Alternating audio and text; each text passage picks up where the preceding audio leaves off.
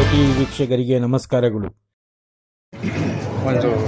ಏನಾಗಿದೆ, ಜನರು ರಾಜಕಾರಣಿಗಳು ಅಧಿಕಾರಿಗಳ ಮೇಲೆ ನಂಬಿಕೆ ಕಳ್ಕೊಂಡು ಭ್ರಷ್ಟಾಚಾರ ಅತಿರೇಕಕ್ಕೆ ಹೋದಾಗ ದೇವ್ರ ಮನೆಗೆ ಹೋಗೋದು ಅದಾಗಿದೆ.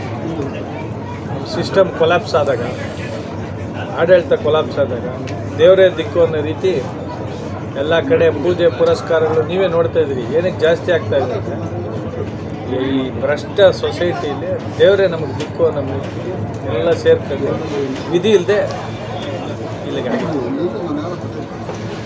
ಆಮೇಲೆ ಇಲ್ಲಿ ಕೆರೆಯನ್ನೇ ಲೂಟಿ ಮಾಡಿ ಒಂದು ಇದು ಕೊಟ್ಟಿದ್ದಾರೆ.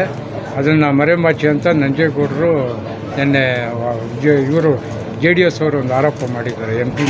ಎಂ ಪಿ ಅವರು ಕೆರೆಯನ್ನೇ ಮುಚ್ಚಿ ಮಾಡಿ ಒಂದು ರೋಡ್ ರಸ್ತೆಗೆ ಅವ್ರಿಗೆ ಸದ್ಯ ಬರೀ ರೋಡ್ ಮಾಡ್ಕೊಂಡಾರಲ್ಲ, ನೀವು ಖುಷಿ ಪಡ್ಬೇಕು. ಕೆರೆನೇ ಎತ್ಕೊಂಡ್ಬಿಟ್ಟಿದ್ರೆ ನಮಗೆ ಖುಷಿ, ಅಯ್ಯೋ ಕೆರೆ ಉಳ್ದೋಗೈತೆ ಅಂತ. ಬರೀ ರೋಡ್ ಹೋಗೈತೆ ಕೆರೆಯಲ್ಲಿ ಅನ್ನೋದೇ ಸ್ಯಾಟಿಸ್ಫ್ಯಾಕ್ಷನ್.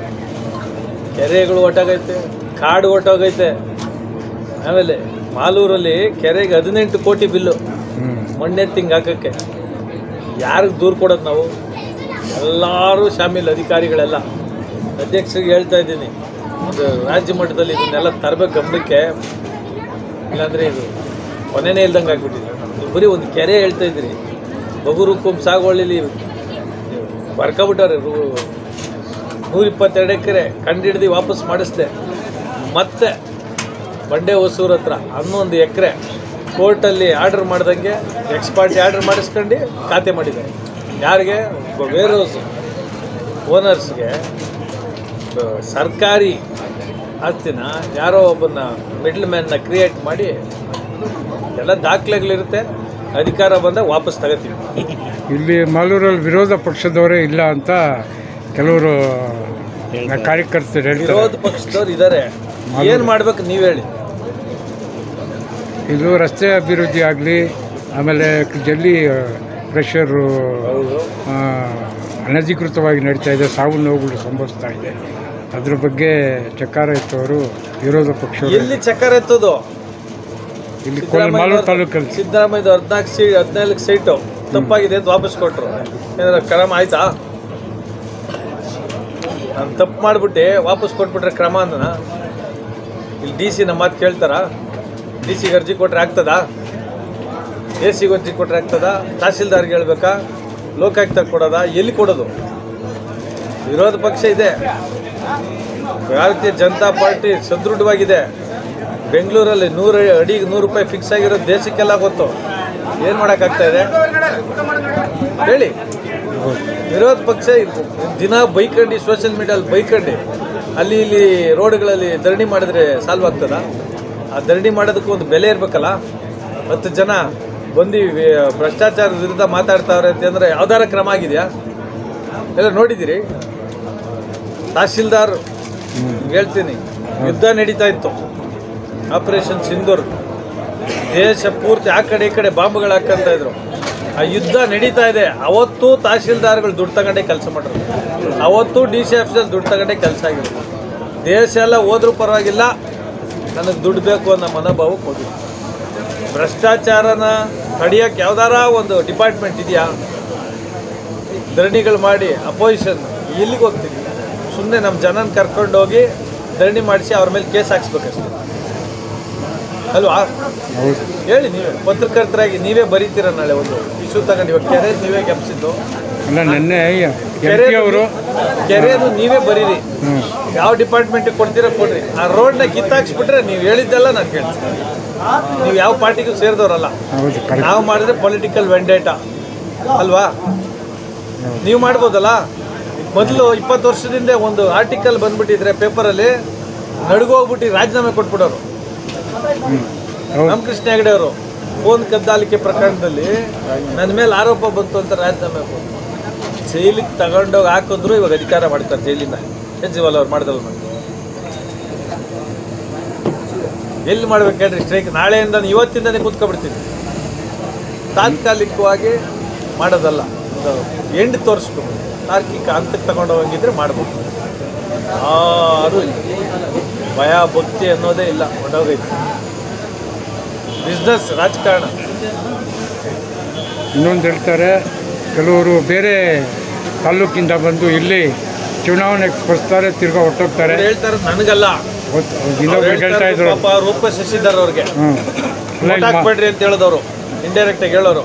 ಅವ್ರು ಹೇಳೋದು ಸೋನಿಯಾ ಗಾಂಧಿ ರಾಹುಲ್ ಗಾಂಧಿನ ಓಡಿಸ್ಬೇಕು ಅಂತ ಹೇಳಿದವ್ರು ಇಂಡೈರೆಕ್ಟಾಗಿ. ನಿಮ್ಗೆ ಅದು ಅರ್ಥ ಆಗ್ತಾ ಇಲ್ಲ. ಸೋನಿಯಾ ಗಾಂಧಿ ಬೇರೆ ದೇಶದವರು, ಅವ್ರು ಒಂದು ಓಟ್ ಹಾಕ್ಬೇಡ್ರಿ ಅಂತ ಹೇಳೋದವರು ಅಲ್ವಾ? ಅವ್ರು ಹಂಗೆ ಇಂಡೈರೆಕ್ಟಾಗಿ ಹಂಗೆ ನನಗಲ್ಲ ಹೇಳ್ತಾ ಇರೋದು.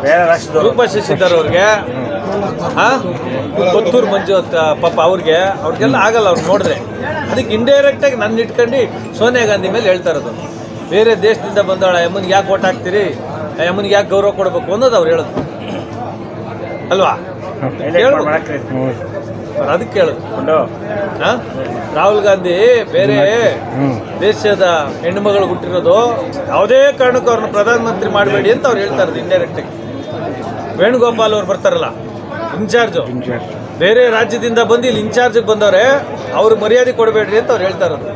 ಸುರ್ಜೇವಾಲ ಬರ್ತಾರಲ್ಲ, ಅವ್ರಿಗೆ ಗೌರವ ಕೊಡಬೇಡ್ರಿ, ಬೇರೆ ರಾಜ್ಯದಿಂದ ಬರ್ತಾವ್ರೆ, ನಮ್ಮ ರಾಜ್ಯ ನಾವೇ ತಿನ್ಕೊಂತೀವಿ, ಅವ್ರನ್ನೆಲ್ಲ ಬರ್ಸ್ಬೇಡ್ರಿ ಅಂತ ಇಂಡೈರೆಕ್ಟಾಗಿ ಅವ್ರು ಹೇಳ್ತಾರೆ. ಸೊ ಯಾವ ರೀತಿ ರೂಪುರೇಷೆಗಳನ್ನ ಅನ್ಕೊಂಡಿದ್ರು ಸರ್? ಹೊರ ಮಾಲೂರು ತಾಲೂಕಿಗೆ ಸೀಮಿತವಾಗಿ ಯಾವುದು ರೂಪರೇಷೆ ಇಲ್ಲ. ನಮ್ದೇನೋ ರೀಕೌಂಟಿಂಗ್ ಆದರೆ ರೂಪರೇಷೆಗಳು ಮಾಡ್ಕೋಬೇಕು, ಇಲ್ಲ ಅಂದರೆ ತಾಳ್ಮೆಯಿಂದ ಕಾದೆ ನಿಶ್ಚಿತ ನಾವು ಕಾಯ್ತಾ ಇದ್ದೀವಿ. ನಮ್ಮದು BJPಲಿ ಎಲ್ಲ ಸರಿ ಹೋಗ್ಬೇಕಲ್ಲ. ಇದೆಯಾ ಮಾತಾಡ್ದು? ಬರೀ ಮಾಲೂರು ತಾಲೂಕು ನಾನು ಕೇಳ್ತಾ ಇದ್ದೀನಿ. ತಾಲೂಕದ ಹೇಳ್ತಾ ಇರೋದು, ನಮಗೆ ಭ್ರಷ್ಟಾಚಾರದ ವಿರುದ್ಧ ಕೊಡೋಕೆ ಒಂದು ಡಿಪಾರ್ಟ್ಮೆಂಟ್ ಇಲ್ಲ. ಕೋರ್ಟ್ಗೆ ಹೋದರೆ 10-20 ವರ್ಷ ಆಗುತ್ತೆ ಅಂತ ಅವ್ರಿಗೂ ಗೊತ್ತಿದೆ. ಭ್ರಷ್ಟಾಚಾರ ಮಾಡೋರಿಗೆ ಮ್ಯಾನೇಜ್ ಮಾಡ್ತಾರೆ, ಕೋರ್ಟ್ಗೆ ತಪ್ಪು ಮಾಹಿತಿಗಳು ಕೊಡ್ತಾರೆ. 37 ಎಕರೆ ಕಾಡನ್ನ ಒಡೆದು ತಿಂದವ್ರಿಲ್ಲೇ ಇವತ್ತುವರೆಗೂ ಯಾವುದೇ ಎಲ್ಲ ನಾವು ಕೋರ್ಟ್ಗೆ ಹಾಕಿದ್ವಿ. ಇನ್ನು NGT ಒಂದು ಉಳಿದಿದೆ, DC ಗಳ ಗಮನಕ್ಕೆ ತಂದು, ಸರ್ಕಾರ ಗಮನಕ್ಕೆ ತಂದು ಹೇಳಿದ್ದವು ಅಂತ ಎಲ್ಲ ಇನ್ವಾಲ್ವ್ ಆಗಿಬಿಟ್ಟಾರೆ ಪೂರ್ತಿ. Police department, revenue department, forest department, RDPR 37 ಎಕರೆ ಎಲ್ಲ ಸೇರಿ ಕಬಳಿಸಿ ನುಂಗಾಕಿದ್ದಾರೆ. ಡೆಲ್ಲಿಯವರಿಗೆ, ಕೇರಳದವ್ರಿಗೆ, ಆಂಧ್ರದವ್ರಿಗೆ ಮಾರರು. ಕರೆಕ್ಟ್ ಅಣ್ಣ? ಇಲ್ಲವ್ರಿಗಲ್ಲ. ಇಲ್ಲಿ ಮುನ್ಶ್ಯಾಮ್ಗೌಡ ಕದ್ರಿ ನಾಯಕ್ ಅವರು ಚಲಪತಿ ಅವರು ತಿಂದಿದ್ರೆ ನಮ್ಮವ್ರು ಯಾರೋ ಒಬ್ಬರು ತಿಂದ್ರು ಅಂತ ಸುಮ್ಮನೆ ಆಗ್ಬಿಡ್ತಾ ಇದ್ವಿ. ಡೆಲ್ಲಿ, ಬೇರೆ ರಾಜ್ಯಗಳ ಎಲ್ಲ ಅವರೇ ಇರೋದು. ದುಡ್ಡು ಜಾಸ್ತಿ ಕೊಡ್ತಾರೆ ಅವರು, ಅವರಿಂದ ತೊಂದರೆ ಇಲ್ಲ. ನಮ್ಮವ್ರು ಬೆಳ್ಕೊಂಡ್ರೆ ಮುನ್ಶ್ಯಾಮ್ಗೌಡನ್ನು ಕ್ರಷರಾಗಿ ಬೆಳೆದ್ಬಿಟ್ರೆ ನಾಳೆ ತೊಡೆ ತಡ್ತಾನೆ ರಾಜಕೀಯವಾಗಿ. ಅದಕ್ಕೆ ಮುನ್ಶ್ಯಾಮ್ಗೌಡನ್ ಕ್ರಷರೇ ಆಗ್ಬಾರ್ದು. ಡೆಲ್ಲಿ ಅವ್ನಿಗಾದ್ರೆ ಬರಲ್ಲ ಅಲ್ಲಣ್ಣ? ನೀನಾಗಿದ್ರೆ ಒಂದು 2 ಪಂಚಾಯತಿ ಗಿಡ ದುಡ್ಡದೆ ಅಂತ. ಅದಕ್ಕೆ ನಮ್ಮವ್ರುಗಳನ್ನ 32 ಕ್ರಷರ್ ಇದೆ ಅಂತ ಹೇಳಿದ್ದಾರೆ KDP ಮೀಟಿಂಗಲ್ಲಿ. ಊರುಗಳೆಲ್ಲ ಮುಂದೆ ಬಿಡಲ್ಲ, ಇನ್ನು ಮತ್ತೆ ಕೊಡಬೇಡಿ ಅಂತ ಅವ್ರು ಹೇಳ್ತಾ ಇರೋದು. ಜನ ಹೇಳ್ತಾ ಇರೋದು ವಾಪಸ್ ಕೊಡಬೇಡಿ ಅಂತಲ್ಲ, ಈ 32 ನಿಲ್ಲಿ ಅಂತ ಹೇಳ್ತಾ ಇರೋದು ಜನ. ರೈತರ ಆರಂಭ ಮಾಡೋಕ್ಕಾಗ್ತಾಯಿಲ್ಲ. ರೈತರ ಬಾಳು, ಕೆರೆಗಳಲ್ಲಿ ನೀರು ಬರ್ತದಲ್ಲ, ಇದು ತೀರಾ ಸೂಕ್ಷ್ಮ ಹೇಳ್ರಿ. ಧೂಳು ನಿಂತ್ಕೊಬಿಡ್ತದೆ 1 ಇಂಚು. ಆ ಕೆರೆಗಳಲ್ಲೆಲ್ಲ ಕೃಷಿಯದ್ದು ಧೂಳು ಅದು ಲೇಯರ್ ಥರ ಫಾರ್ಮ್ ಆಗಿಬಿಡ್ತದೆ. ಆ ದನಕರುಗಳು ಕೂಡಿದ್ರೆ ಲಂಗ್ಸ್ ಬ್ಲ್ಯಾಕ್ ಆಗಿ ಏಳಿಗೆನೂ ಇರಲ್ಲ, ಹಾಲು ಕೊಡಲ್ಲ, ಕೆಲವು ಸೊತ್ತು ಹೋಗ್ತದೆ. ಇದು ಯಾರಿಗೆ? ನನಗೊಬ್ಬನಿಗೆ ಲಾಭ. ಕೇರಳದವನು, ಡೆಲ್ಲಿಯವನು, ಆಂಧ್ರದವನು ತಿನ್ನೋದಕ್ಕೆ ನಮ್ಮ ರೈತರ ಒಂದು ಬಾಳನ್ನ ಹಾಳು ಮಾಡೋದು. ಅಧಿಕಾರಿಗಳಿಗೆ ನೋಡ್ಬೋದಲ್ಲ, ಲಿಮಿಟೆಡಾಗಿ ಕೊಡಬೇಕು. ಒಂದು ಏರಿಯಲ್ಲಿ ಎಷ್ಟು ಬೇಕು ಲೋಕಲ್ಸ್ಗೆ. ಇಲ್ಲಿ ಈಚೆಯಿಂದ ಬಂದರೆ ಬಂಡವಾಳಶಾಹಿಗಳಿಗೆ ಕೊಟ್ಟು ನಮ್ಮ ರಾಜ್ಯನ ಹಾಳು ಮಾಡೋಂಥದ್ದು ಏನೈತೆ? ಈಚೆಯವ್ರ ಹತ್ರ ದುಡ್ಡು ತಗೊಂಡ್ರೆ ಗೊತ್ತಾಗಲ್ಲ.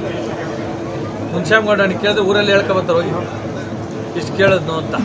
ಅಧಿಕಾರಿ ಕೇಳಿದ್ನು ಅಂತ ಹೇಳ್ತಾರಲ್ಲ. ಈಚಿನವ್ರಿಗಾದರೆ ಜಾಸ್ತಿನೂ ಕಿತ್ಕೋಬೋದು, ಸೇಫ್. ಸೊ ನಿಮ್ಮ ಹೋರಾಟ ಮುಂದುವರಿತದೆ. ಹೋರಾಟ ಅಂದರೆ ಏನು ಅಂತ ಆಗ್ಬಿಟ್ಟಿದೆ. ಈಗ ಆಗ್ಲೇ ಹೇಳ್ದೆ 20 ವರ್ಷ 30 ವರ್ಷದಿಂದ 25 ವರ್ಷದಿಂದ DSS ಸದೃಢವಾಗಿದ್ದು ಜಿಲ್ಲೆ ಇದು. ಸ್ಟ್ರೈಕ್ ಕರೆ ಕೊಟ್ಟರೆ ಎಲ್ಲ ನಡುಗೋರು. ಸ್ಟ್ರೈಕ್ ಮಾಡ್ತೀನಿ ಅಂದರೆ ಅರ್ಧ ಅವರ್ ಟೈಮ್ ಕೊಡ್ತಾರೆ. ಅಷ್ಟರೊಳಗೆ ಏನೇನು ಬಡ್ಕೋಬೇಕು ನಾವು ಬಡ್ಕೊಂಡು ಎದ್ದು ಹೋಗ್ತಾ ಇರಬೇಕಿಲ್ಲ ಅಂದರೆ ಲಾಠಿ ಅಡ್ಬಿಟ್ಟು ಕಳಿಸ್ತಾರೆ. ಸ್ಟ್ರೈಕ್ ಅಂದರೆ ಅಷ್ಟೇ, ಅರ್ಧ ಅವರ್ ಟೈಮು. ಏನೇನು ಹೊಟ್ಟೆ ಊರಿಗೆ ಏನೇನು ಭಾಷೆ ಬೇಕೋ ಮಾಡ್ಕೋಬೋದು. ಎಲ್ಲ ಆಯ್ತಾ, ನಮ್ಮನ್ನೆಲ್ಲ ಬೈದಿದ್ದು ಆಯ್ತಾ, ಎದ್ದೋಗ್ರಿ ಅಷ್ಟೇ ತಾನೇ. ಎಷ್ಟು ಬೇಕೋ ಬೈಕೋಬೋದು, ಅದಕ್ಕೇನು ತೊಂದರೆ ಇರಲ್ಲ. ಖುಷಿಗೆ ಬೈಕೊಂಡಿದ್ದು ಎದ್ದು ಹೋಗು, ಅದೇ ಸ್ಟ್ರೈಕ್. ಅದೇ ಹೋರಾಟ ಅಂದರೆ ಅದೇ. ಸಮಸ್ಯೆ ಬಗೆಹರಂಗಿಲ್ಲ. ನೀನು ಸರಿ ಆದರೆ ಸಮಸ್ಯೆ ಸರಿ. ಕರೆಕ್ಟ್ ಮುಂದೆ ನೀನು ಯೋಚನೆ ಮಾಡ್ತಾ ಹೇಳು ನನ್ನ